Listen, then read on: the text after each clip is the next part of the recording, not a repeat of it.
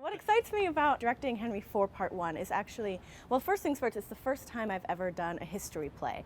And so I was a little intimidated by it at first. I was like, ooh, the histories are so big, so many characters, and we're going to remember who they are. And it was thrilling. I mean, Prince Hal, Falstaff, like King Henry, like there's so many rich characters inside of that it was pretty exciting to be reminded of that, one. And two, it's really funny. It's funny and it's crazy and it's heartbreaking, and like that's what the histories kind of contain.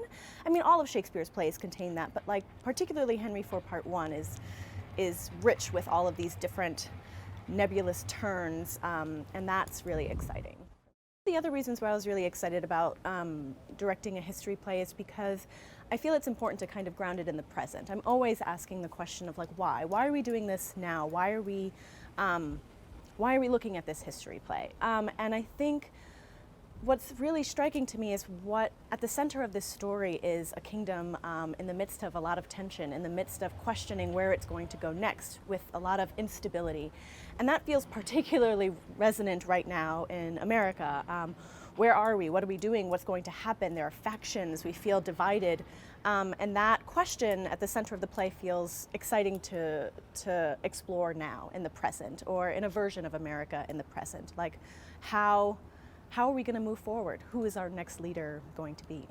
One of the things that has kind of grounded my conversation with Carl, who's going to be directing Part 2 of Henry IV Part 2, is how we maintain that continuity. Like, how do we continue that journey? They're two very different plays, actually, but one of the things that's grounding us is the characters. So King Henry, the Prince, and Falstaff in particular. We're kind of interested in maintaining that, and I think that there's a real dramatic turn that happens in Part 2 that we see them in a different environment in Part 1, kind of with a raucous energy, particularly for Falstaff, and then in Part 2 something changes. The world changes a little bit, and so that's something that me and Carl have been exploring, like how does that world change? How does it shift into something different? And visually, I think that's something also that's going to come apart. We were working with the same set designer and same costume designer, which is really exciting, so that will ground us in a similar world, but we have different lighting and sound designers too, that kind of keeps the difference. But in working with Adam, who's our set designer, and Dee Dee, who just did The Wiz as a costume designer, we're looking at ways in which to kind of tie the two worlds together viscerally, hopefully. Last time I was here, I did Much Ado at the Bomer, and what I loved about the Bomer is its scale, its size. It's both epic and intimate at the same time, and the same with the Elizabethan. It's a huge space, but you still feel connected to the audience, and so you get that large sense of scale, which is so thrilling to be a part of. Why I'm excited to do Henry IV in the Thomas is that there's an intimacy that's like packed with tension, and so getting to do like a battle scene, you know what I mean? And you're like 3 feet away from the battle is so exciting, and you feel a part of the environment in a different way than I think you might at the Bomer or even in the Elizabethan. We're all in the theater together, but in the Thomas in particular, there's a connection. We become in some ways the populace of this kingdom, which is exciting. Henry IV, again, as a space has been fun to think about, and in the Thomas I'm trying to convince them to give me mud, rain, and dirt. We'll see if they let me have that. They may or may not, but hopefully I can convince them.